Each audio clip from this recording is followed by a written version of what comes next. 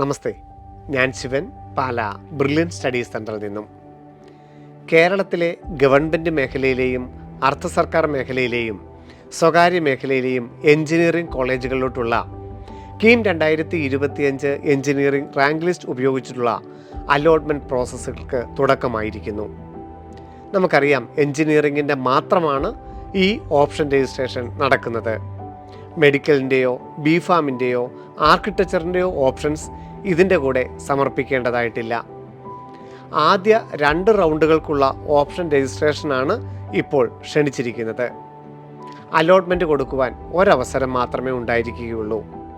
നിങ്ങൾക്ക് താല്പര്യമുള്ള എല്ലാ ഓപ്ഷൻസും ആദ്യത്തെ റൗണ്ടിൽ തന്നെ കൊടുക്കുവാൻ ശ്രദ്ധിക്കുക. അതുപോലെ ഫസ്റ്റ് അലോട്ട്മെൻറ്റ് ലഭിച്ചു കഴിഞ്ഞാൽ നമ്മൾ ഫീസ് അടച്ചാണ് നമ്മളുടെ ഈ കോളേജിൽ ഈ കോഴ്സിന് പോകാൻ താല്പര്യമുണ്ട് എന്ന് നമ്മൾ അറിയിക്കുന്നത്. അതിനുശേഷം 2ാം ഘട്ടം തുടങ്ങുന്ന സമയത്ത് ബാക്കിയുള്ള ഹയർ ഓപ്ഷൻ പരിഗണിക്കാനായി ഓപ്ഷൻ കൺഫർമേഷൻ നിർബന്ധമാണ്. അതായത് ഒരു കുട്ടി 100 ഓപ്ഷൻസ് കൊടുത്തു, 50ാമത്തത് കിട്ടി. എൻട്രൻസ് കമ്മീഷനുടെ വെബ്സൈറ്റിൽ നമ്മൾ അതിൻ്റെ അക്സെപ്റ്റൻസ് ഫീസ് അടയ്ക്കുന്നു.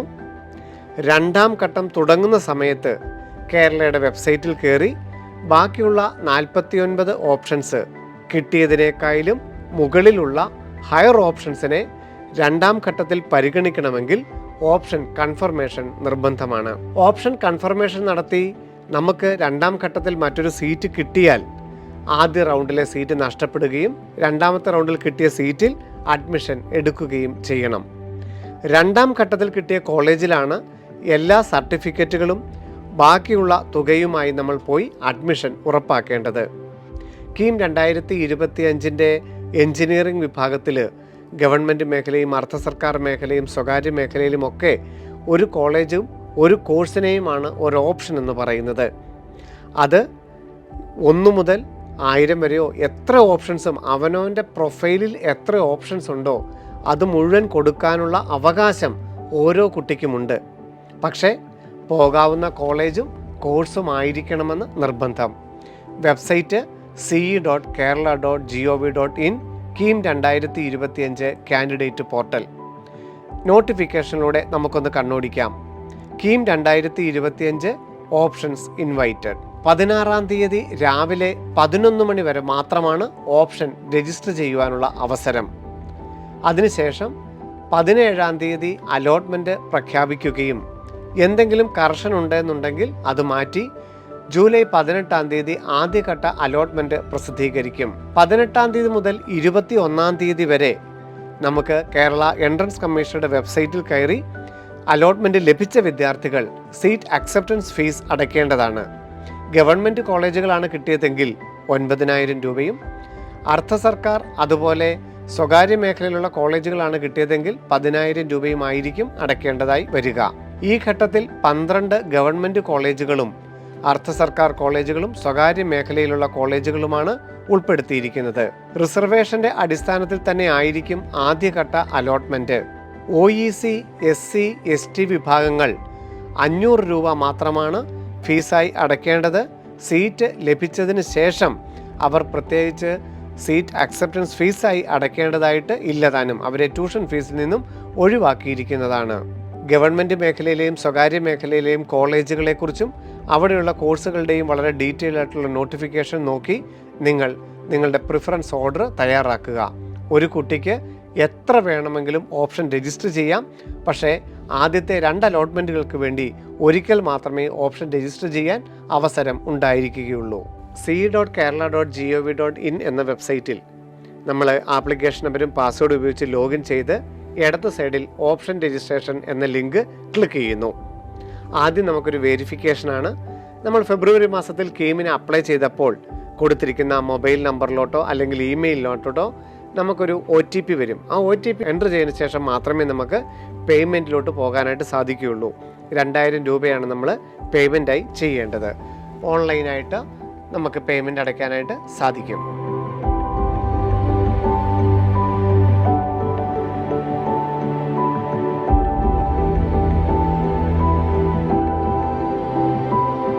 ക്രെഡിറ്റ് കാർഡ്, ഡെബിറ്റ് കാർഡ് അല്ലെങ്കിൽ നെറ്റ് ബാങ്കിംഗ് ഉപയോഗിച്ച് 2,000 rupees പേയ്മെൻറ്റ് ചെയ്തതിന് ശേഷം നമുക്ക് ഓപ്ഷൻ രജിസ്ട്രേഷൻ എന്ന ലിങ്കിലൂടെ ഓപ്ഷനുകൾ രജിസ്റ്റർ ചെയ്യാം.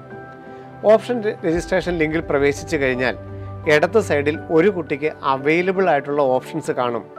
ഈ കുട്ടിക്ക് 872 ഓപ്ഷൻസ് കൊടുക്കാനുള്ള അർഹതയുണ്ട്. മൈനോറിറ്റി ആയിട്ടോ അല്ലെങ്കിൽ മറ്റുള്ള റിസർവേഷൻ എന്തെങ്കിലുമൊക്കെ ഉപയോഗിച്ച് ചിലപ്പോൾ ചിലർക്ക് കൂടുതലുണ്ടായേക്കാം. എന്താണെങ്കിലും ഏറ്റവും കൂടുതലായിട്ട് ഗവൺമെൻറ് മേഖലയിലും സ്വകാര്യ മേഖലയിലും അർദ്ധ സർക്കാർ മേഖലയിലുമൊക്കെയായി മുഴുവൻ ഓപ്ഷൻസും കൊടുക്കാൻ എല്ലാവർക്കും അവസരമുണ്ടായിരിക്കും. ഇനി നമുക്ക് ഒരു സെർച്ച് ബട്ടണുകളാണ് കാണാൻ സാധിക്കുന്നത്.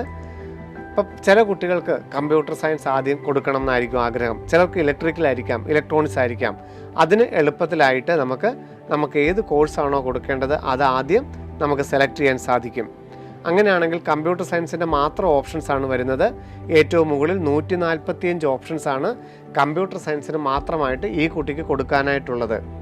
അതിനുശേഷം നമുക്ക് ഇത് ഗവൺമെൻറ് മേഖല മാത്രം വേണോ അതോ സെൽഫ് ഫിനാൻസിങ് വേണോ മാത്രമെന്ന് ചോദിക്കാം.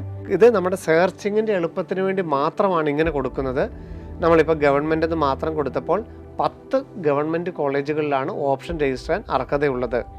അതിനുശേഷം കോട്ട എന്നുള്ളത് നമുക്ക് കാണാം. ഇത് നമുക്ക് പ്രത്യേകിച്ച് യാതൊരു വിധത്തിലുള്ള ഒരു ബെനിഫിറ്റ് ഉള്ളതല്ല. Merit fees, minority trust, NRI അങ്ങനെ എന്തെങ്കിലും ഒരു കോട്ട ഉണ്ടെങ്കിൽ ആ സീറ്റ് കാണിക്കാൻ വേണ്ടി മാത്രമാണ്. ആ കോട്ടയിൽ ഓപ്ഷൻ കൊടുക്കാനായിട്ടല്ല, ആ കോട്ടയിൽ ഏതെങ്കിലും സീറ്റുകൾ അവൈലബിൾ ഉണ്ടെങ്കിൽ അത് നമുക്ക് കാണാൻ വേണ്ടി മാത്രമാണ്. അതുകൊണ്ട് അതിനകത്ത് പ്രത്യേകിച്ചൊരു പ്രയോജനമൊന്നും നമുക്ക് ഇല്ല. അതിനകത്ത് ഓൾ എന്ന് കൊടുത്താൽ മാത്രം മതിയാകും. ഇനി ഈ ഇടത്ത് സൈഡിൽ കാണുന്നതിനെയാണ് നമ്മൾ ഓപ്ഷൻ എന്ന് പറയുന്നത്. ഇത് നമുക്ക് നമ്മളുടെ പ്രിഫറൻസ് അനുസരിച്ച് ഏറ്റവും ആഗ്രഹമുള്ള നമ്മളുടെ പ്രയോറിറ്റിക്ക് അനുസരിച്ച് നമ്മൾ സെലക്ട് ചെയ്യുക എന്നുള്ളതാണ് ഓപ്ഷൻ രജിസ്ട്രേഷൻ എന്നുകൊണ്ട് അർത്ഥമാക്കുന്നത്. ഒരു കോളേജിലെ ഒരു കോഴ്സാണ് നമ്മളുടെ ഒരു ഓപ്ഷനായി പരിഗണിക്കുന്നത്. ആ കോളേജിലെ തന്നെ മറ്റൊരു കോഴ്സ് രണ്ടാമത്തെ ഓപ്ഷനും മറ്റൊരു ഓപ്ഷനുമാണ്. ഉദാഹരണം പറയുകയാണെങ്കിൽ തിരുവനന്തപുരം എഞ്ചിനീയറിംഗ് കോളേജിലെ കമ്പ്യൂട്ടർ സയൻസ് ഒരു ഓപ്ഷനാണ്, തിരുവനന്തപുരം കോളേജിലെ തന്നെ ഇലക്ട്രോണിക്സ് എന്ന് പറയുന്നത് മറ്റൊരു ഓപ്ഷനാണ്. ഇതിൽ ഏതിനാണോ കൂടുതൽ താല്പര്യം അത് ആദ്യം വെക്കേണ്ടതാണ്. എത്ര റാങ്കുള്ള കുട്ടിക്കും ഏത് പ്രിഫറൻസ് ഓർഡറും സൂക്ഷിക്കാം, ഏത് പ്രിഫറൻസ് ഓർഡറും കൊടുക്കാൻ സാധിക്കും. അതല്ലാതെ 1000 റാങ്കുള്ളവർക്ക് പ്രത്യേകിച്ചൊരു പ്രയോറിറ്റിയോ 20,000 റാങ്കുള്ളയാൾക്ക് ഇന്ന ഓപ്ഷൻ മാത്രമേ കൊടുക്കാവൂ എന്നില്ല.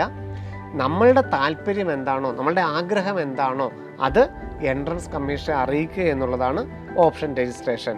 ഒരു കുട്ടിക്ക് തിരുവനന്തപുരം എഞ്ചിനീയറിംഗ് കോളേജിൽ കമ്പ്യൂട്ടർ സയൻസിനാണ് ആഗ്രഹം, ഒന്നാമത്തെ ആഗ്രഹം. അദ്ദേഹത്തിന് റാങ്ക് എത്രയും ആവട്ടെ, അത് സെലക്ട് ചെയ്യുമ്പോൾ അത് വലത്ത് സൈഡിൽ വന്നു, അതെൻ്റെ ഒന്നാമത്തെ ഓപ്ഷനായി. അത് കഴിഞ്ഞ് ഈ കുട്ടിക്ക് കമ്പ്യൂട്ടർ സയൻസ് പഠിക്കാൻ തന്നെയായിരുന്നു താല്പര്യമെങ്കിൽ കമ്പ്യൂട്ടർ സയൻസിൻ്റെ തന്നെ അടുത്ത ഓപ്ഷൻസ് സെലക്ട് ചെയ്യാം. നമുക്ക് ഓരോന്ന് സേവ് ചെയ്യുമ്പോഴും അത് നമ്മുടെ വലത്ത് വശത്ത് വരുമ്പോൾ അതിൻ്റെ പ്രിഫറൻസ് ഓർഡർ നമുക്ക് വളരെ വ്യക്തമായിട്ട് മനസ്സിലാക്കാനായിട്ട് സാധിക്കും. ഈ കുട്ടിക്ക് കമ്പ്യൂട്ടർ സയൻസ് പഠിക്കുക എന്നുള്ളതായിരുന്നു താല്പര്യം. അതാണ് നമ്മൾ കമ്പ്യൂട്ടർ സയൻസിൻ്റെ പ്രിഫറൻസ് ഓർഡർ കൊടുക്കുന്നത്. കമ്പ്യൂട്ടർ സയൻസിൻ്റെ ഗവൺമെൻറ് കോളേജുകൾ പഠിക്കുക എന്നുള്ളതായിരുന്നു ഇദ്ദേഹത്തിൻ്റെ ഏറ്റവും താല്പര്യം. അതുകൊണ്ട് ആ രീതിയിൽ ഗവൺമെൻറ് കോളേജുകൾ തന്നെ ഓപ്ഷൻ കൊടുക്കുന്നു. ചിലർക്ക് അങ്ങനെ ആയിരിക്കണമെന്ന് നിർബന്ധമില്ല. അർദ്ധ സർക്കാർ കോളേജുകൾ, model engineering college, Adoor, Chengannur പോലുള്ള കോളേജുകൾ, അതുപോലെ രാജഗിരി, മുത്തൂറ്റ്, അമൽ ജ്യോതി, സെൻറ്റ് കിറ്റ്സ്, മാർ ബസേലിസ് പോലുള്ള കോളേജുകൾ കൊടുക്കുന്നതൊക്കെ ആയിരിക്കും താല്പര്യം. അത് അവനവൻ്റെ പ്രിഫറൻസ് ഓർഡർ. അപ്പം ഈ കുട്ടിക്ക് കമ്പ്യൂട്ടർ സയൻസ് ഗവൺമെൻറ് കോളേജിൽ തന്നെ കൊടുക്കാൻ താല്പര്യം ഉണ്ടായിരുന്നത് കൊണ്ട് CS-ൻ്റെ ആദ്യത്തെ ഓപ്ഷൻസ് വെച്ചു. ഇനി നമ്മൾ ഏറ്റവും മുകളിൽ കാണുന്ന സേവ് ബട്ടൺ അമർത്തുമ്പോൾ നമ്മൾ കൊടുത്ത ഓപ്ഷൻസ് സേവായി. നമ്മൾ 16-ാം തീയതി രാവിലെ 11 മണി വരെയാണ് നമുക്ക് ഓപ്ഷൻ കൊടുക്കാനുള്ള അവസരം. അന്ന് വരെയും എത്ര പ്രാവശ്യം കയറിയിട്ട് നമുക്ക് ഓപ്ഷൻ രജിസ്റ്റർ ചെയ്യാനും ഓപ്ഷൻ റീഅറേഞ്ച് ചെയ്യാനും ഡിലീറ്റ് ചെയ്യാനും പുതിയത് കൊടുക്കാനും അവസരമുണ്ടായിരിക്കും. എപ്പോൾ നമ്മൾ ലോഗിൻ ചെയ്ത് റീഅറേഞ്ച് ചെയ്താലും സേവ് ചെയ്യുകയും പ്രിൻ്റ് ഓപ്ഷൻ ലിസ്റ്റ് എന്നുള്ളത് കാണുകയും ചെയ്യുക. പ്രിൻ്റ് ഓപ്ഷൻ ലിസ്റ്റിൽ നമ്മൾ കണ്ടു കഴിഞ്ഞാൽ നമ്മളുടെ ഓപ്ഷൻസ് സേവ് ആയി എന്നാണ് അർത്ഥം. അതായത് ഇത് എൻട്രൻസ് കമ്മീഷൻ പരിശോധിക്കുകയും നമ്മളുടെ റാങ്കിൻ്റെയും റിസർവേഷൻ്റെയും അടിസ്ഥാനത്തിൽ നമുക്ക് ഒരു സീറ്റ് തരികയും ചെയ്യും. പ്രിൻ്റ് ഓപ്ഷൻ വന്നതിന് ശേഷം ഇത് സെൻഡ് ചെയ്യുകയോ അപ്ഗ്രേഡ് ചെയ്യുകയോ ഇമെയിൽ അയക്കുകയോ ഒന്നും ചെയ്യേണ്ടതില്ല. ഈ PDF ഫോം വന്നു കഴിഞ്ഞാൽ നമ്മളുടെ ഓപ്ഷൻസ് രജിസ്ട്രേഷൻ അവസാനിച്ചിരിക്കുന്നു എന്ന് മനസ്സിലാക്കാം.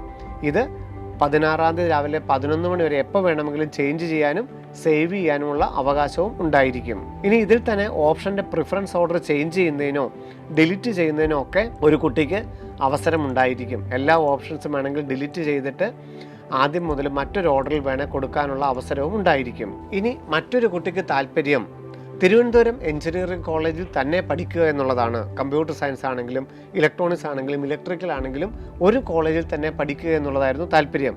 ഞാൻ ഉദാഹരണത്തിന് തിരുവനന്തപുരം എന്ന് പറഞ്ഞതേ ഉള്ളൂ, ഏത് കോളേജും ആകാം. ചിലർക്ക് മോഡൽ എഞ്ചിനീയറിംഗ് ആയിരിക്കാം, ചിലർക്ക് രാജഗിരി ആയിരിക്കാം, ചിലർക്ക് SCT ആയിരിക്കാം, ചിലർക്ക് ഫിസാറ്റ് ആയിരിക്കാം.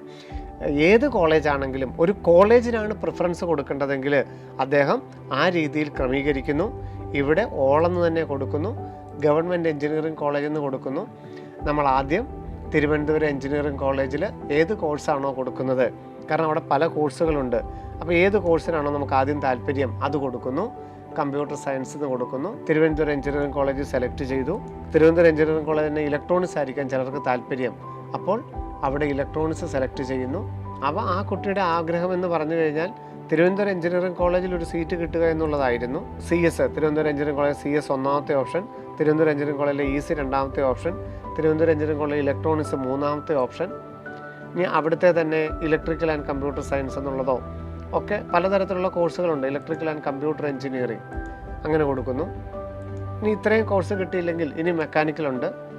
അപ്പം അവിടെ അവനവൻ്റെ താല്പര്യം എന്താണെന്നുള്ളത് അറിയിക്കുക എന്നുള്ളതാണ് ഓപ്ഷൻ രജിസ്ട്രേഷൻ എന്നുള്ളത് മനസ്സിലാക്കുക.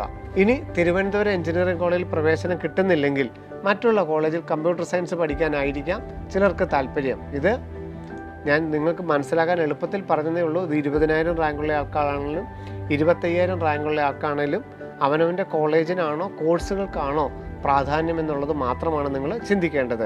ഓപ്ഷൻ കൊടുക്കാൻ ഒരവസരമേ ഉള്ളൂ. അതാണ് ഏറ്റവും പ്രധാനം ശ്രദ്ധിക്കേണ്ടത്. നമ്മളുടെ പ്രിഫറൻസ് ഓർഡർ അനുസരിച്ചായിരിക്കണം. അതുപോലെ സേവ് ചെയ്യാൻ ഒരു കാരണവശാലും മറന്നു പോകരുത്. പ്രിൻ്റ് ഓപ്ഷൻസ് എടുത്ത് ഈ പ്രിൻ്റ് ഔട്ട് നമ്മൾ കൊടുത്തിരിക്കുന്ന കോളേജുകളുടെ പേര്, കോഴ്സുകളുടെ പേര് കൃത്യമാണെന്നുള്ളത് ഉറപ്പ് വരുത്തേണ്ടതുമാണ്. ഇത് 16-ാം തീയതി 11 മണിക്ക് വരെ എപ്പോൾ വേണമെങ്കിലും ചേഞ്ച് ചെയ്യാൻ നിങ്ങൾക്ക് അവസരവും ഉണ്ടായിരിക്കും. ഓപ്ഷൻസ് എല്ലാം എൻ്റർ ചെയ്തതിന് ശേഷം സേവ് ചെയ്ത് പ്രിൻ്റ് ഔട്ടൊക്കെ എടുത്തതിന് ശേഷം ലോഗ് ഔട്ട് ചെയ്യുക. 17-ാം തീയതി താൽക്കാലികമായിട്ടുള്ള അലോട്ട്മെൻറ്റ് ലിസ്റ്റ് പ്രസിദ്ധീകരിക്കും. എന്തെങ്കിലും എറർ ഉണ്ടെന്നുണ്ടെങ്കിൽ അതെല്ലാം മാറ്റിയിട്ട് 18-ാം തീയതി ഫൈനൽ അലോട്ട്മെൻറ്റ് പബ്ലിഷ് ചെയ്യും. അലോട്ട്മെൻറ്റ് ലഭിക്കുന്ന വിദ്യാർത്ഥികളെല്ലാം സീറ്റ് അക്സെപ്റ്റൻസ് ഫീസായി 8,000 രൂപ അല്ലെങ്കിൽ റിസർവേഷൻ അനുസരിച്ച് മറ്റുള്ള തുക അടച്ച് സീറ്റ് ഉറപ്പുവരുത്തേണ്ടതാണ്. അലോട്ട്മെൻറ്റ് ലഭിച്ചിട്ട് ഫീസ് അടച്ചില്ല എങ്കിൽ അലോട്ട്മെൻറ്റിൽ നിന്ന് പുറത്താവുകയും 3ാമത്തെ റൗണ്ടിൽ വീണ്ടും 2,000 രൂപ അടച്ച് രജിസ്റ്റർ ചെയ്യുകയും ചെയ്യണം.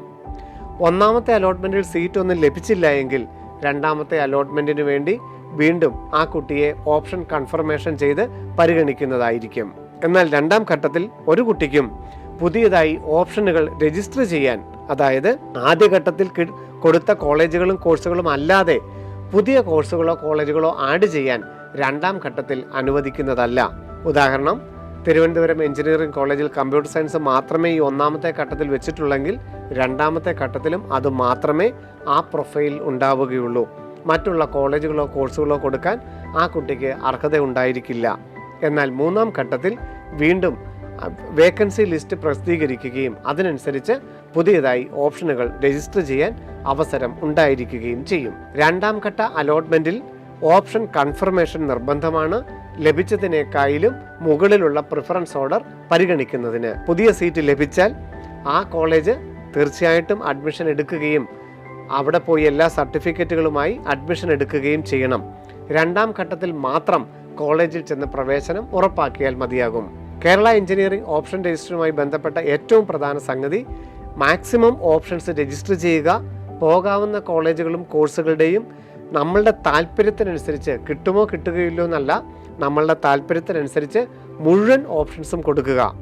3 വിഭാഗങ്ങളായി ഓപ്ഷനെ തരംതിരിച്ചാൽ 1ാമത്തെ വിഭാഗത്തിൽ നമുക്ക് ഏറ്റവും ആഗ്രഹമുള്ളത്, നടുക്കത്തെ ഭാഗത്തിൽ നമുക്ക് കിട്ടാൻ സാധ്യതയുള്ളത്, 3ാമത്തെ സെഷനിൽ ഇതൊന്നും കിട്ടിയില്ലെങ്കിൽ മിനിമം നമുക്ക് ഈ വർഷം ഈ കോഴ്സുകളെങ്കിലും വേണമെന്നനുസരിച്ച് ഏറ്റവും മാക്സിമം ഓപ്ഷൻ 3ാമത്തെ ഭാഗത്തും ഉൾക്കൊള്ളിക്കുക. കേരള എഞ്ചിനീയറിംഗിൻ്റെ അലോട്ട്മെൻറ്റ് മറ്റു വാർത്തകളുമായിട്ട് വീണ്ടും കാണാം. നന്ദി, നമസ്കാരം. Brilliant Study Center, India's #1 coaching center for NEET and JEE.